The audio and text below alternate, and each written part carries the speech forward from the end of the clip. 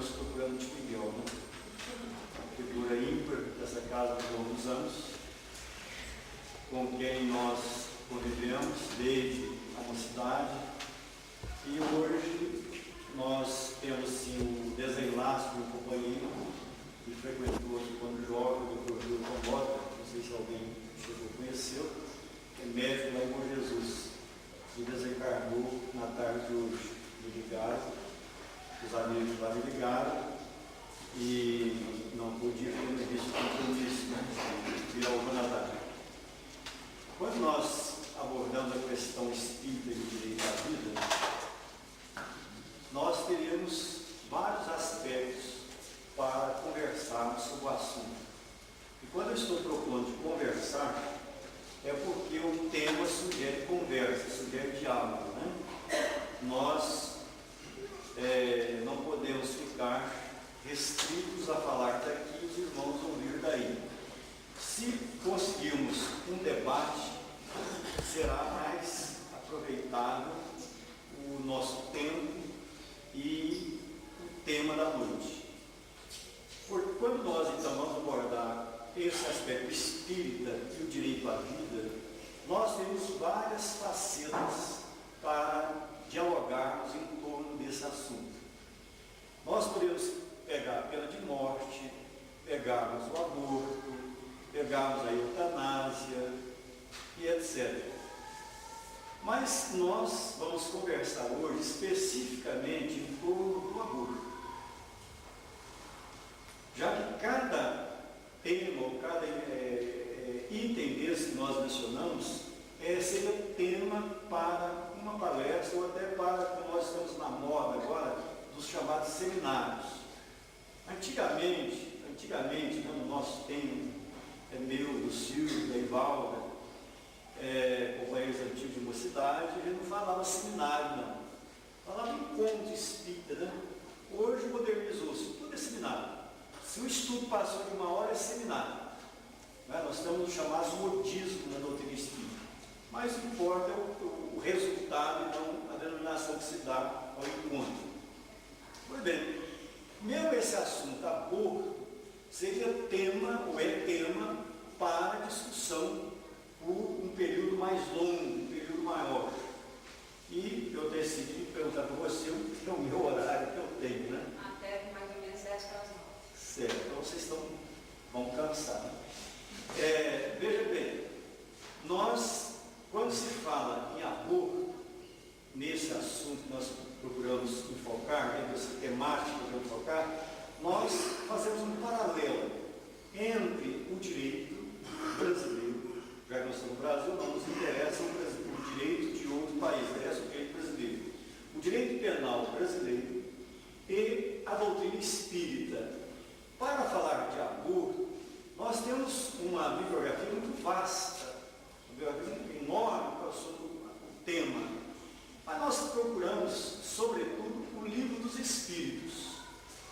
Se nós pegarmos o livro dos Espíritos, nós temos 3 questões apenas que abordam o assunto aborto, que é a 357, 358 e 359.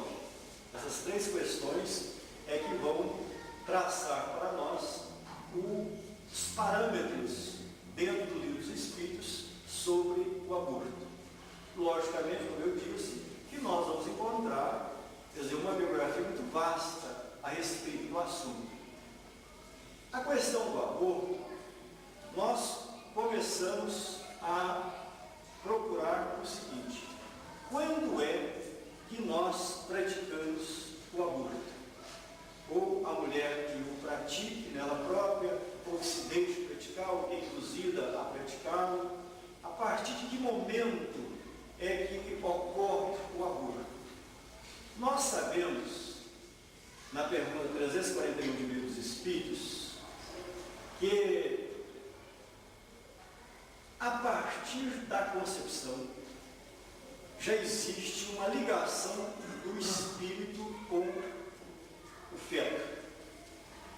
Se nós pegarmos o livro Missionários da Luz, onde nós temos um tratado sobre reencarnação, e nós estudarmos lá sobre a reencarnação do Segismundo, nós vamos verificar que naquela noite em que a Raquel iria engravidar-se, através do ato sexual com seu marido, Adelino, daí gerando a reencarnação do Segismundo, nós vamos constatar que a espiritualidade, já que a reencarnação do Segismundo era uma reencarnação programada, não era uma reencarnação desprogramada, a espiritualidade já se colocou a postos muito antes do ato sexual.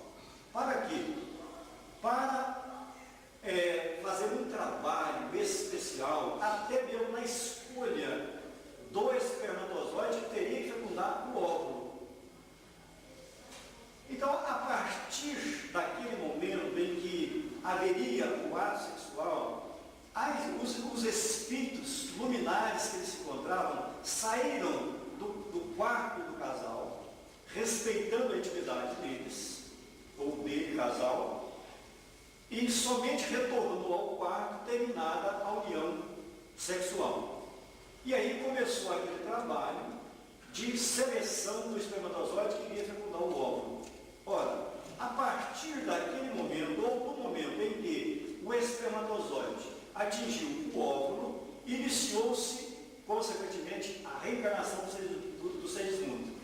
E durante toda aquela noite, os espíritos passaram a desenvolver um trabalho de ligação do perispírito, do reencarnante com o óvulo. E ali iria desenvolver, à medida que nós sabemos que à medida que esse feto, esse corpo fosse ou vai crescendo, os liames do perispírito com esse corpo aumentam, ao ponto de que, quando há o renascimento, aí vem o livro do Espírito e diz para nós, quando é que se concretiza a reencarnação? Quando o Espírito nasce com vida. Ou, nos dizer deles, quando a criança chora, que é sinal que ela nasceu com vida. Então, aí concretiza a reencarnação, no sentido de que os laços perispirituais estão unidos àquele corpo que nasceu com vida. Muito embora o André Luiz venha nos dizer no próprio Missionário da Luz que esta reencarnação vai consumar em verdade aos 7 anos. Então, até os 7 anos ainda está havendo ligação do perispírito com o corpo físico, mas ela só vai se consumar lá. Agora bem, nós, voltando ao início, de quando nós falamos do ato da concepção, isso é importante para nós sabermos quando é que acontece o aborto. Porque se nós pegarmos, por exemplo, Santo Agostinho, se nós pegarmos na história, até mesmo na jurídica, nós vamos verificar que Santo Agostinho endossava o aborto até o 3º mês de gravidez. Porque entendia-se que até o 3º mês de gravidez não havia espírito ligado àquele corpo. O espírito somente iria ligar ao corpo a partir do 3º mês de gravidez. Então, até esse momento, poderia haver um aborto, porque não havia espírito ligado, ou a alma ligada àquele corpo. Poderia se abortar. Ora, hoje, com a doutrina espírita, a visão que ela nos dá é outra. A partir da fecundação do óvulo, pelo espermatozoide, já há uma ligação do espírito. Então, a partir deste momento, já acontece um aborto. Esta é a razão pela qual, em doutrina espírita, a chamada pílula do dia seguinte é um risco usá-la. Porque pode ser, em alguns casos raros, que o espermatozoide só fecunde o óvulo, digamos, 48 horas após a união sexual. Mas como nós não sabemos em que momento vai ocorrer esta fecundação, nós não podemos correr o risco de tomar a pílula do dia seguinte. Porque se a mulher tomar a pílula do dia seguinte, ela poderá estar praticando o aborto. Porque ao tomá-la, pode acontecer que já houve a fecundação. E se já houve a fecundação e aquele corpo já tem um espírito predestinado a ele, porque nós sabemos que existem corpos para os quais não se destinou espírito, mas se a regra é que há um espírito predestinado àquele corpo, quer dizer, a partir então do momento da fecundação, obviamente, a partir do dia seguinte, a mulher estaria correndo o risco de cometer um aborto. E nós vimos a imprensa recentemente, as revistas, a imprensa escrita, televisada e falada, noticiando-nos que nos Estados Unidos aprovou-se agora uma legislação facultativa em que a mulher poderá usar, quer dizer, esta pílula 3 semanas, salvo engano, 3 semanas após a concepção. Então, quase um mês depois ela pode usar, que não estaria praticando o aborto. Ora, para nós espíritas, nós sabemos que aí sim nós estaríamos cometendo o aborto dos mais conscientes. Porque a partir do dia seguinte nós vamos ter aquele escape, né, digamos assim. Eu vou ter um escape, por quê? Porque a partir do dia seguinte, não sei ainda se o espermatozoide chegou a fecundar o óvulo, o que é o risco que nós dissemos. É preferível não usá-la. Agora, depois de 3 semanas, aí já é certeza de que estaremos praticando o aborto. Na pergunta 357, o Kardec questionou os espíritos. Qual é a consequência do aborto? Essa consequência do aborto, nós sabemos que ela pode ter dupla razão, ou dupla consequência. Primeira, para o próprio espírito que está reencarnando. Para o espírito que está reencarnando, é uma existência nula e arremessagem. Talvez respondem. Mas ao lado desse espírito, pode ser também que a prova quanto à prática do aborto, o acontecimento do aborto, pode ser o aborto, nós vamos ver agora, o aborto natural, seja para os pais. Digamos, aquele casal que em outras reencarnações tenha evitado a gravidez simplesmente para conservar a mulher, conservar o seu corpo esbelto, ou por questão de prazeres, para não inibir o casal de continuar na vida social mais liberal, mais avançada. Então, por A ou por B, aquele casal se comprometeu de tal forma que venha a querer filhos e não ter condições de ter esse filho. Então, o aborto, nesse caso, seria uma consequência para o casal. Como a lei divina, olha como nós sabemos que Deus é a sabedoria e a justiça, a lei divina pode perfeitamente unir os dois fatores. Ora, se temos aqui um casal, e esse casal precisa passar pela prova do aborto, e ali tem um espírito que também precisa passar por essa prova, por que não unir os dois? Isto é, unir a necessidade do casal com a necessidade do espírito. Então, assim, Deus estaria utilizando, quer dizer, no mesmo ato, resolvendo 2 situações. A prova do espírito que pretende renascer e, infelizmente, não faz jus ao renascimento, digamos, porque em reencarnações passadas ele suicidou por diversas vezes e agora ele tem que ter tentativa para renascer e não vai conseguir, para valorizar o corpo, e ao mesmo tempo o casal que gostaria de ter um filho e que está compromissado com a lei divina e não pode tê-lo. Aí, une-se os dois, seria a prova para os pais e prova para o espírito. Quanto ao espírito, naquele livro Chico de Francisco, do Adelino Silveira, ele fala para nós de uma criança pequena, 5 anos de idade, que teve, por orientação médica, amputados os membros superiores. E aí, daí a pouco tempo, os médicos diagnosticaram que teria que ser amputados os membros inferiores. E a mãe, no auge do desespero, procurou o Chico para perguntar ao Chico se seria aconselhável realmente amputar as pernas. Aí o Chico: olha, minha filha, o Emmanuel está dizendo que o nosso irmão que está reencarnado nesse corpo é suicida de 10ª vez. Então ele pediu ao seu anjo de guarda que desta vez não lhe permitisse que ele suicidasse. E como ele iria suicidar usando as mãos, o seu anjo de guarda interviu para que fosse amputado os braços. Mas ele está agora idealizando atirar-se no precipício ou atirar-se dentro de um carro. Então o anjo de guarda provocou a trombose nas pernas para que seja amputado as pernas, vai cair em cima de uma cama. Então está sendo atendido, pedido dele próprio.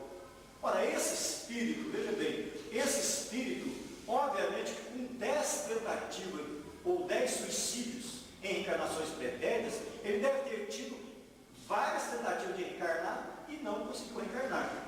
Então, quando lhe foi endossada esta reencarnação, logicamente tutelada pelo seu anjo da guarda, o que ele fez? Ele pediu que fossem utilizados todos os meios possíveis para que ele não viesse a perder aquele corpo que ele tivera tanta dificuldade em conseguir. A questão, voltando, fazendo um parênteses, eu achei interessante quando eu cheguei aqui e vi as garrafas, um parênteses, só para a gente relaxar um pouquinho. Lendo agora o último livro da Belém que saiu, cujo título não me recordo, sobre questões do Chico. Aí ele perguntou ao Chico, né, o que o Emmanuel orientava sobre as garrafas para frutificar a água. Porque normalmente nós chegamos no centro e os vasilhames são brancos. Então, assim, olha, a cor de vasilhame ou qualidade de vasilhame não importa. Mas às vezes o vasilhame branco é importante, se cair uma música a gente vê melhor.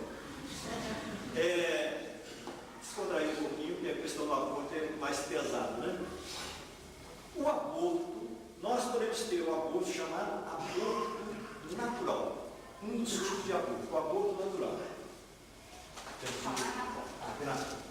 Então vamos lá. Nós teríamos o chamado aborto natural. Eu vou escrever, se você escrever de outra forma, vocês não vão entender. Nós temos o chamado aborto natural. O que é o aborto natural? É aquilo que ocorre naturalmente. A manga caiu do pé, nós estamos na época das mangas, né? E não é a manga de chuva, mas a manga de chupar. A manga caiu do pé porque estava madura. Não foi arrancada pelo menino. Ela caiu naturalmente porque estava madura. O Uberlândia não tem mangas, né? Vocês viram uma cidade maior, tem poucos pés de manga, né? Nós, lá de Monte Alegre, temos manga em abundância. Vamos mandar um pouco para vocês. Então, esse aborto natural é aquele aborto que acontece naturalmente. Há uma rejeição orgânica e, consequentemente, o feto é expulso daquele organismo materno. Nesse caso de aborto natural, no caso do aborto natural, não há nenhuma punição, como não poderia realmente haver, nenhuma punição, nem perante a lei divina e nem perante o nosso Código Penal. Por quê? É uma coisa que ocorreu naturalmente. Aqui nós voltamos lá no que nós estudamos antes. Nesse aborto natural, vem a questão da prova para a mãe, ou para os pais, ou da prova para o espírito. Imaginem os irmãos, aquela nossa companheira, aquela nossa irmã lá do nosso lar, intitulada O Vampiro, e aí vem a questão do equilíbrio de pensamentos, quando nós vamos pensar nela positivamente, não na condição de vampiro. Quando ela praticou aquele 51 aborto, parece, quem está lembrando? É 51 mesmo? É 51, gente? Mesmo? Quem está lembrado? 56 ou 58. É 50 e alguma coisa, né? Para a gente não errar. 51, vamos dizer assim. E foi visto no perispírito dela várias manchas negras. E a Narcisa falou para ela: mas você não está enxergando o que se tem lá perispírito dela? Você não, porque ele não tinha ainda o poder de penetrar, né, a intimidade dos espíritos lá no plano espiritual. Você olha, lá eu conto cheio de 50 e alguma coisa de manchas negras. Essas manchas negras significam, cada mancha é um aborto que essa senhora praticou. Então imaginemos essa senhora reencarnada. Como seria o problema reencarnatório dela, se é que ela teria o direito ou a chance de reencarnar num corpo normal, o que seria muito difícil. Mas imaginemos-la reencarnada num corpo de mulher normal. É logicamente que ela iria tentar ser mãe e não conseguiria ser mãe, em virtude dessa quantidade de aborto que ela praticou. Se nós pegarmos o livro Nos Domínios da Mediunidade, lá naquele capítulo Fascinação, nós vamos encontrar o caso de uma senhora que na reencarnação pretérita era filha adotiva, e como filha adotiva ela arrumou um namorado que era um perdulário. Ele era jogador de cartas, e o pai adotivo havia feito um testamento deixando para ela todos os seus bens. Mas como ela arrumou aquele namorado que não era um rapaz conveniente para a sua filha adotiva, o que ele fez? Primeiro tentou persuadi-la do casamento. E você já viu quando uma moça quer casar, como é que é, né? Ninguém tira da cabeça dela. Ela quer casar, tem que casar mesmo. Aí, quanto mais implica, pior vai ficar a situação. É melhor deixar correr e ver se resolve. Ela mesma consegue resolver lá na frente. Como o pai proibiu, o que é proibido é mais desejado. O que ela fez? Persistiu no namoro. Ao persistir no namoro, o pai resolveu alterar o testamento, isto é, revogar o testamento. E ao descobrir isso, ela, magoada com o noivo ou o namorado, resolveram assassiná-lo. Assassiná-lo como? Colocando pequenas doses de substância venenosa na comida do pai. E foi até que o pai desencarnou. Só como nós sabemos, que não é como está lá no Evangelho, antigamente morto cão, morto veneno. É isso que está lá no Evangelho? Hoje é o inverso. Nós, em doutrina espírita, sabemos que morto cão, pior o veneno. O espírito, ao desencarnar, descobriu o que havia acontecido com ele e passou a auxiliar os dois, que casaram. Eles casaram. Só que o marido perdulário, tão logo dissipou toda a fortuna, abandonou a esposa. Mas essa obsessão rolou para o plano espiritual, os dois reencarnaram outra vez para ser marido e mulher com um compromisso. O compromisso de receber o pai, o ex-pai, o ex-sogro, na condição de filho. Só que a mulher, quando engravidou, veio o repúdio pelo próprio espírito, quer dizer, aquela animosidade que existia. Então, aquela simbiose que existe ao reencarnar gera, consequentemente, aquela desarmonia interior da mulher. E, por outro lado, ela também não queria engravidar-se, porque ela queria permanecer com seu corpo normal, sem alterar o abdômen, etc. O que aconteceu? Praticou o aborto. Ao praticar o aborto, o espírito volta para o plano espiritual muito mais revoltado que antes. E aí, ela passa a sofrer um processo obsessivo que nós podemos titular sob o título Fascinação. O André Luiz pergunta ao Aulus, que é o mentor lá no livro dos Domínios da Mediunidade, mas ela não pode haver uma reversão do quadro? Ela não pode voltar a ter a oportunidade de receber esse espírito como filho? Bom, agora só Deus sabe como e quando, porque a oportunidade ela já teve. Então aí nós vamos chegar nesse outro tipo de aborto, que é o chamado aborto praticado. Esse a que nós nos referimos é o aborto praticado voluntariamente. Quer dizer, a pessoa quis praticar. Aí podem ter vários envolvidos. pode ter envolvido a própria mulher, ela por si mesma quis praticar o aborto, ela pode ter a parceria do pai, seja através de casamento ou extra-casamento. Por exemplo, é muito comum hoje os jovens praticarem sexo muito novos, e apesar de toda a informação que nós temos de televisão, nos centros espíritas, nos lares, através do culto evangelho no lar, fora do culto evangelho no lar, obras, por exemplo, como o doutor Humberto Ferreira, Esclarecendo Jovens, que fala muito de perto para nós sobre essa questão do jovem na sociedade, do jovem espírita, né? Envolvendo aí N questões. Esses jovens, às vezes, por falta de... O ideal seria o quê? O ideal seria que um jovem espírita, nós falamos de espírita para espírita, que o jovem espírita fosse um Paulo de Tarso. E quando nós estamos falando de jovem espírita, não estamos falando da jovem, não. Estamos falando do jovem masculino e da jovem, né? É ideal que fosse um Paulo de Tarso. Quer dizer, que ficasse casto até o casamento. Para a mulher, outrora, isso era muito fácil. Porque outrora a mulher não competia com o homem. Isso era mais fácil para a mulher, por quê?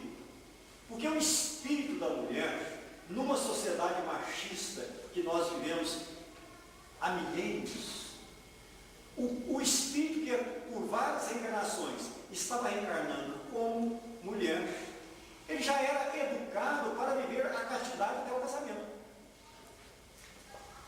Basta nós vermos, por exemplo, o Evangelho de Jesus. Quando levaram a presença de Jesus com relação a adultério, levaram uma mulher. Não levaram os dois, porque não há adultério só de um. Adultério tem que ter dois. E Emmanuel fala para nós que quando Jesus escrevia lá na terra, e quando eles decidiam se condenavam ou se não condenavam a mulher, ele estava escrevendo: onde está o adúltero? Por que quereis que eu julgue somente a mulher? Onde está o homem? Agora, mas isso era um hábito da época. Na nossa época do Brasil, na nossa legislação Brasil-Colônia, era a lei que aqui imperava, eram as leis manuelinas de Portugal, chamadas leis manuelinas, que foram feitas por Dom Manuel em Portugal, reinado Dom Manuel. Naquela época, eu estou voltando à questão do adultério, os irmãos verificaram a questão do porquê da mulher ter mais facilidade de manter-se casta. Se o homem adulterasse, a lei manuelina estabelecia que o homem deveria pagar simplesmente uma multa. Pagaria uma multa e pronto, estaria resolvido o problema dele. A mulher teria duas opções: ou seria metida em cárcere, colocada no cárcere, e ali ficaria presa, pena eterna até o final da sua vida, ou seria banida de Portugal. Quer dizer, isso era uma forma de que, olha, muito mais fácil para o homem praticar o adultério do que para a mulher cometer o adultério.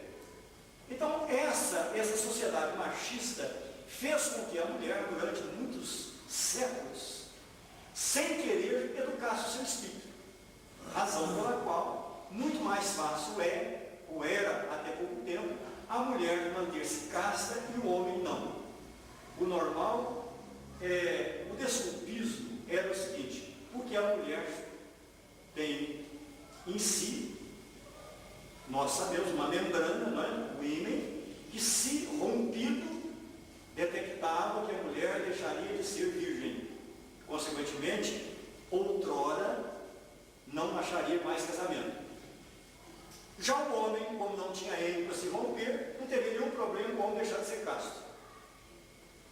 Tanto é que o nosso Código Civil, que é novo, de 1916, entrou em vigor em 1918, ainda prevê, até hoje, né, que se casar e constatar que a mulher não é virgem, e se o homem quiser, ele tem 10 dias para entrar com a lei com a ação de anulação de casamento.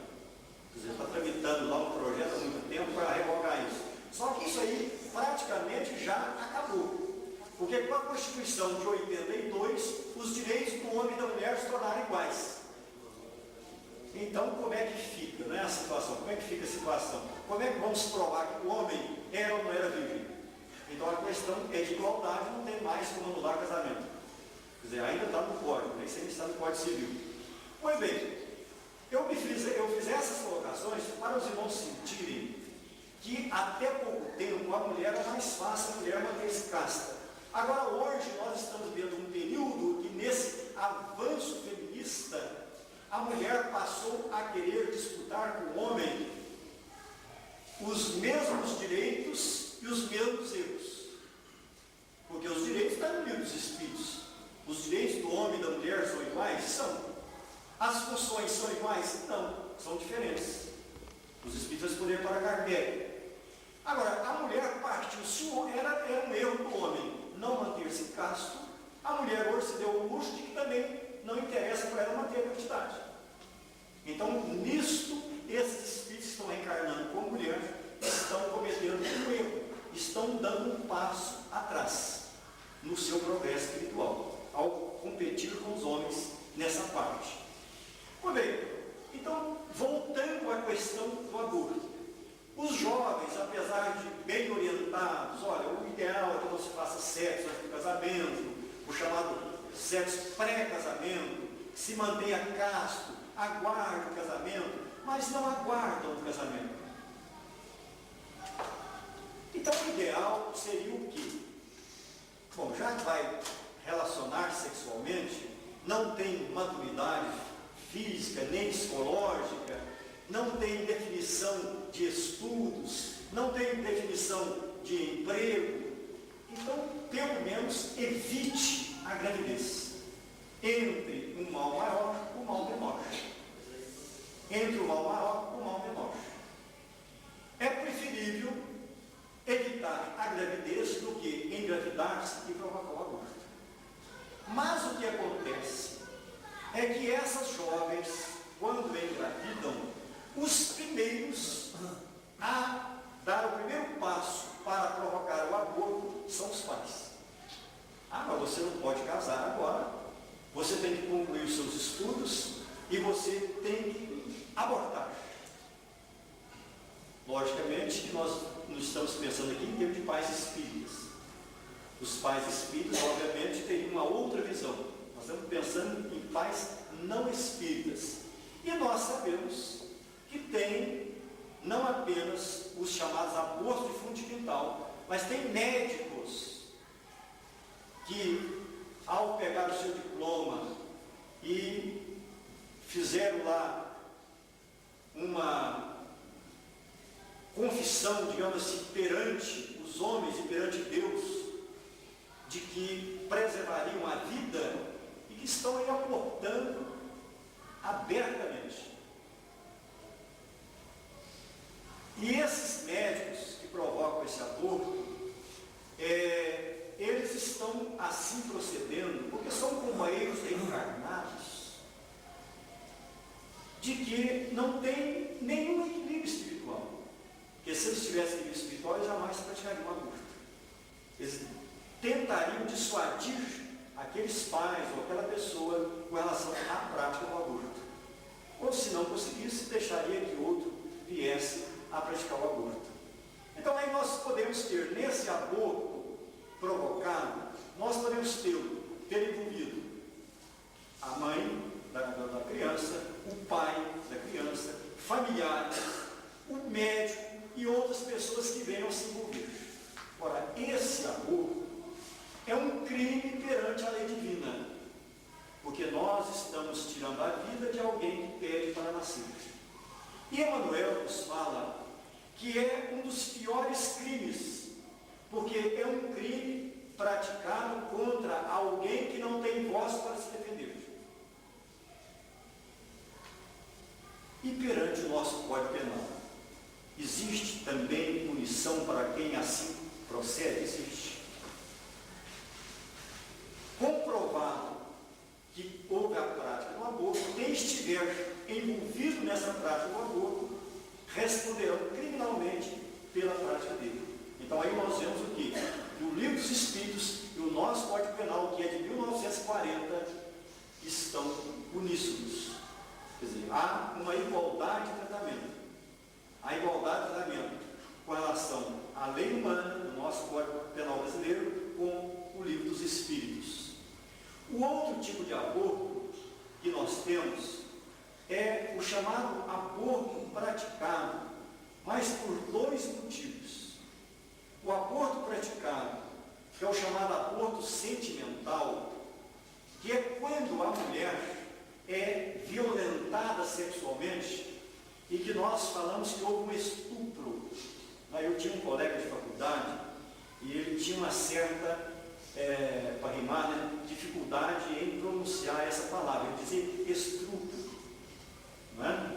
Então, às vezes, a gente inadvertidamente pronuncia estupro, mas o certo é estupro. Eu não estou aqui ensinando português primeiro, estou conversando que é certo, mesmo porque eu não sou versado em português.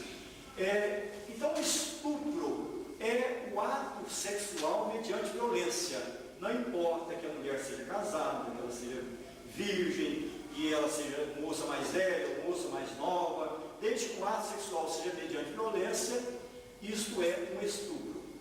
Pode acontecer que deste ato mediante violência gere uma gravidez. Então, o nosso Código Penal permite que, neste caso, o médico, mediante uma prova concreta do aborto, e normalmente essa prova vai ser o quê? Um laudo pericial, vai ser um inquérito policial, a própria ação penal será ajuizada contra o estuprador, se é que descobriu quem é o autor do fato. Mediante essa prova concreta, o médico poderá provocar o aborto.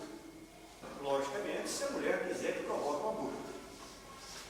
Isto, o nosso Código Penal. Agora eu lanço a pergunta para os irmãos. E perante a doutrina espírita?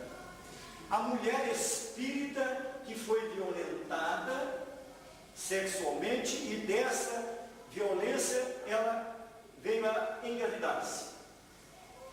Poderia ocorrer, ela pode, né?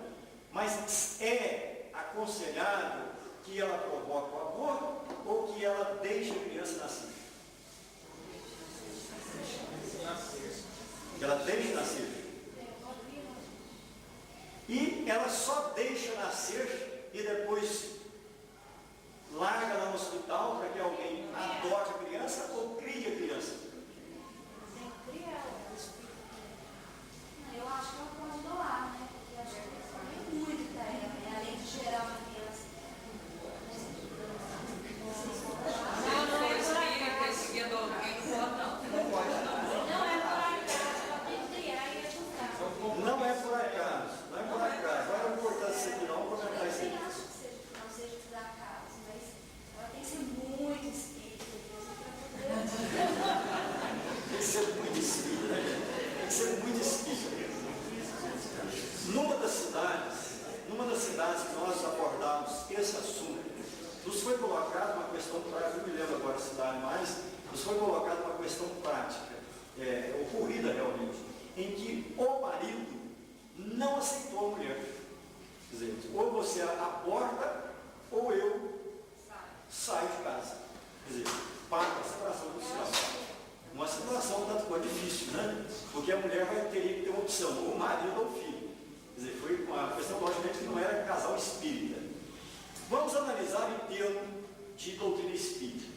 A nossa irmã nos diz que não há acaso. Nós sabemos que não há acaso.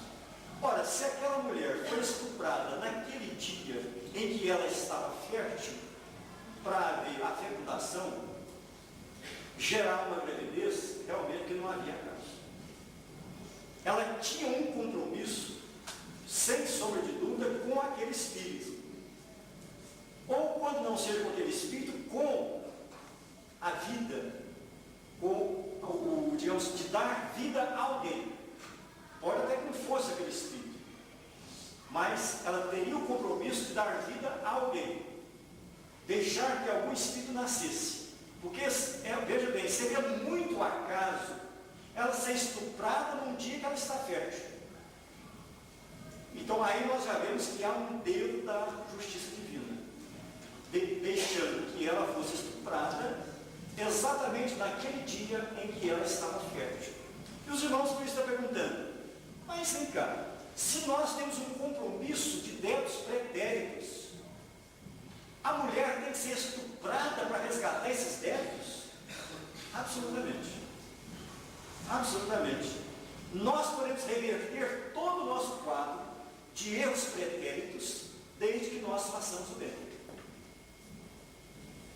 Nesse mesmo livro que eu mencionei agora mesmo, do Adelino Silveira, sobre a vida do Chico, o caso do Chico, melhor dizendo, ele fala, o Chico comenta, que a justiça divina, quando manda uma cobrança para nós e nos encontra trabalhando no bem, suspende a cobrança por tempo indeterminado.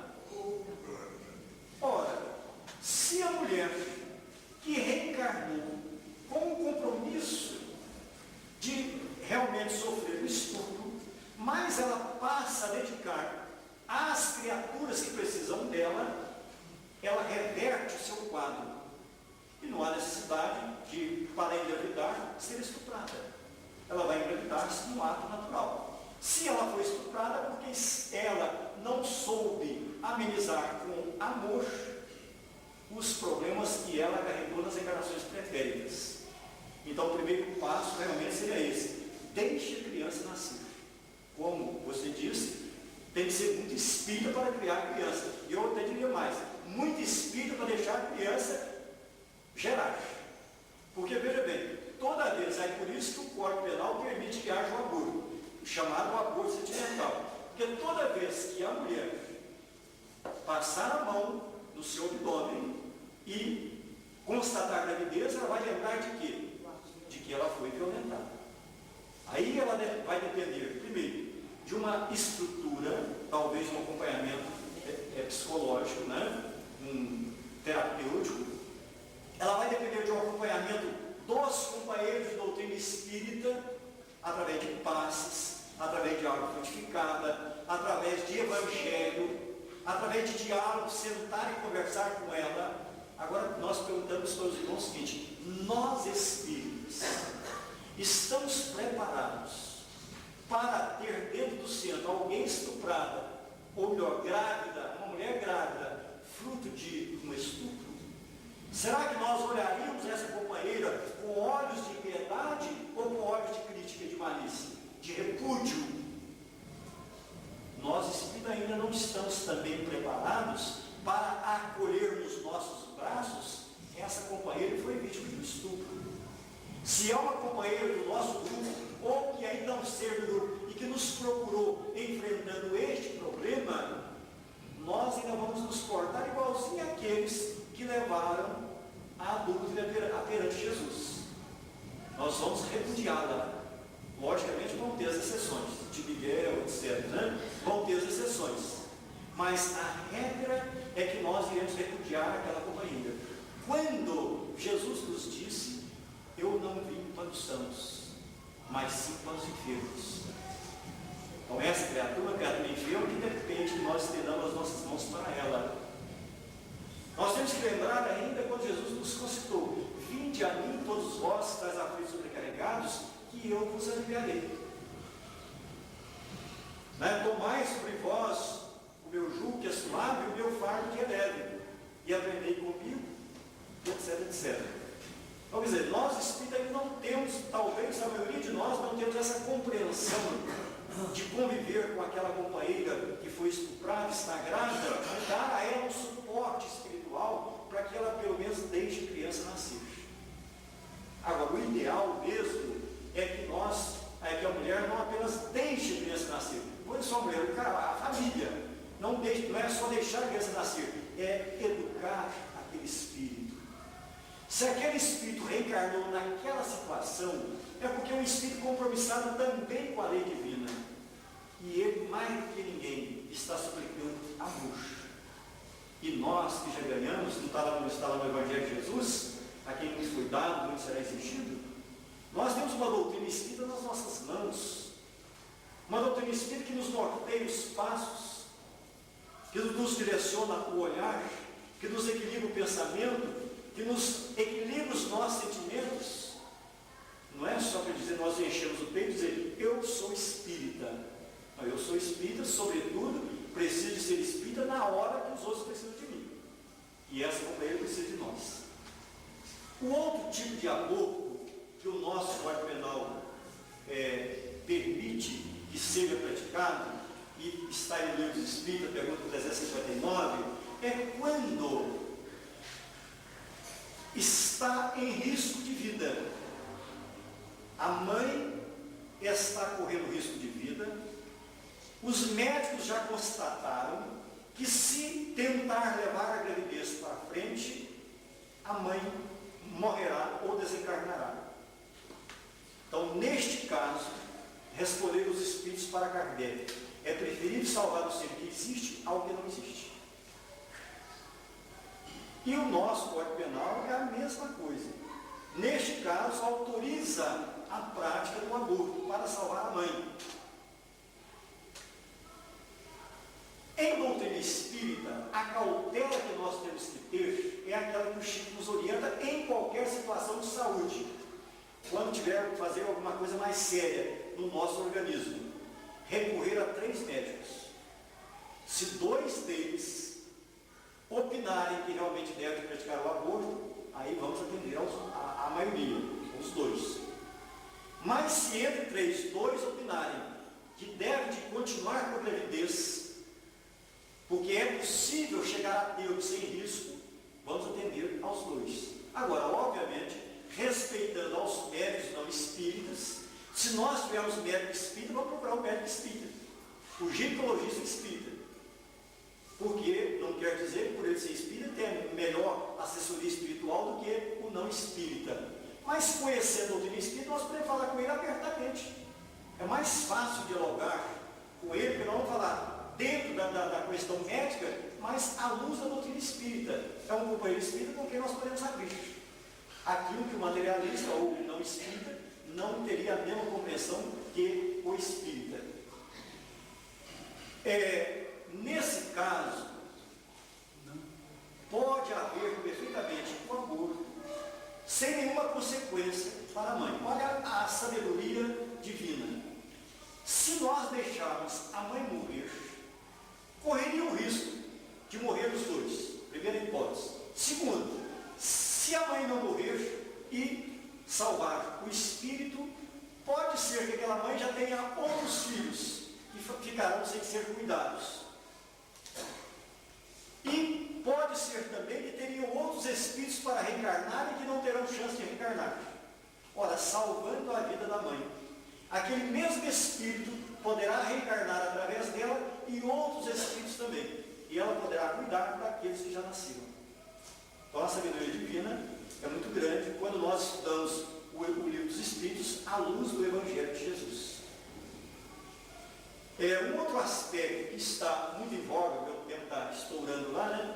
Um outro aspecto que está muito em voga, eu tenho catalogado, não sei se existem mais, 3 julgados no Tribunal de Alçada de Minas, em aquela questão da criança sem cérebro, em que se autorizou a prática do aborto, porque a criança não tinha condição de nascer com vida, e a mãe ficaria traumatizada de ver nascer uma criança sem cérebro, com a cabeça aberta, sem nenhuma condição de vida. Neste caso, eu vou perguntar aos irmãos, nós espíritas, qual seria a nossa postura? Buscar também o aborto ou esperar que a criança nasça?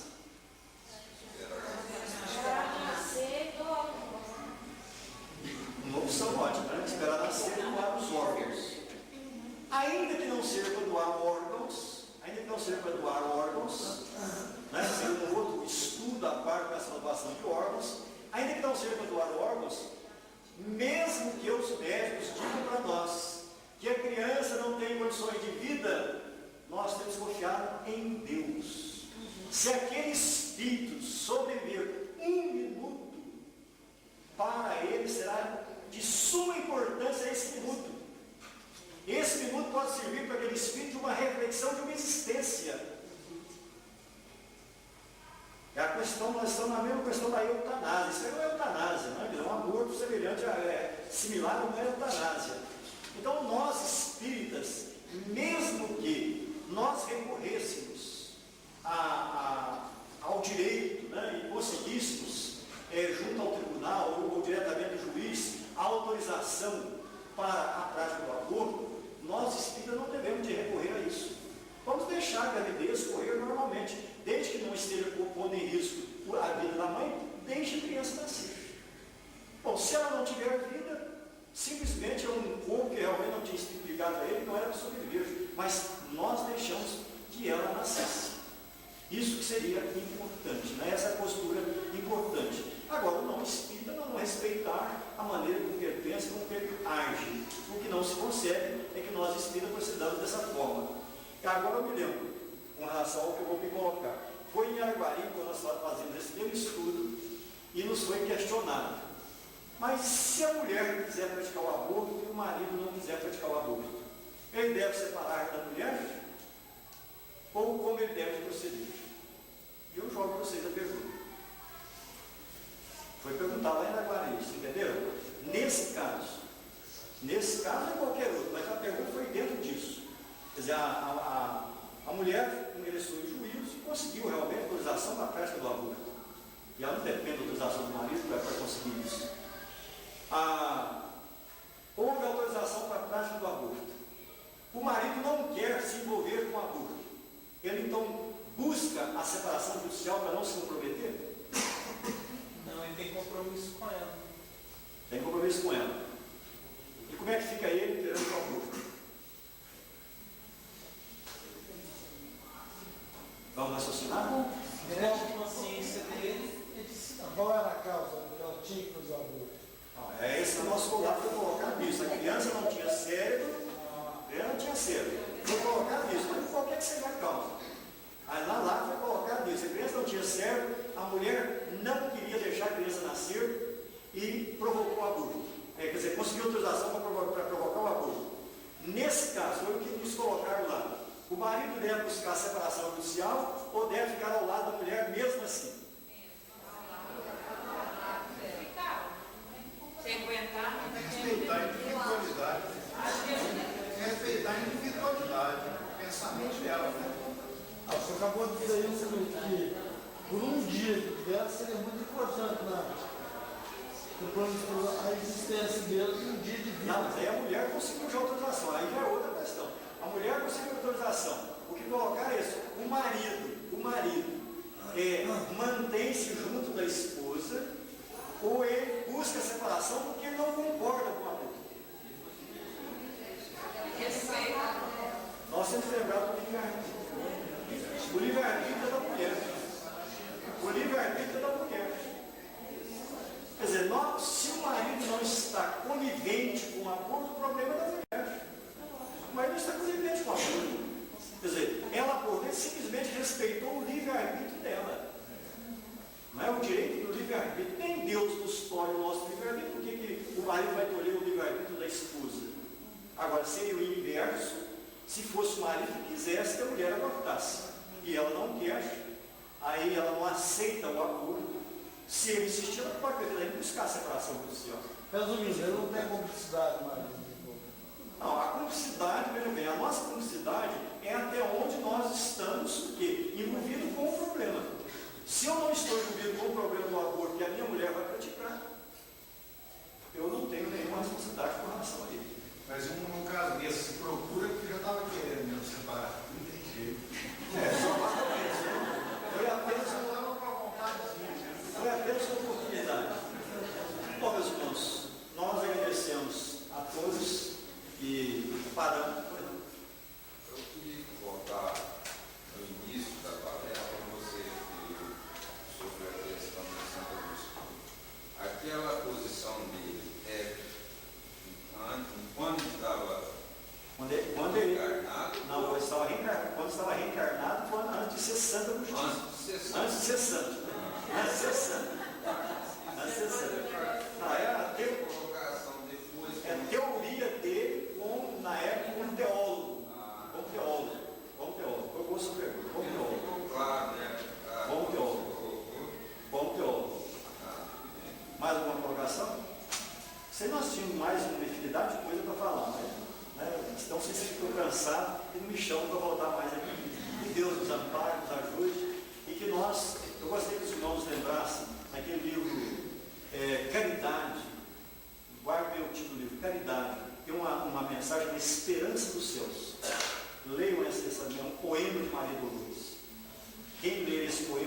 praticará um aborto.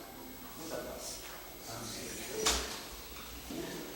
Primeiramente, agradecendo ao companheiro que saiu de Monte Alegre, que veio até nós, que possa retornar aí um ano futuro. Muito obrigada por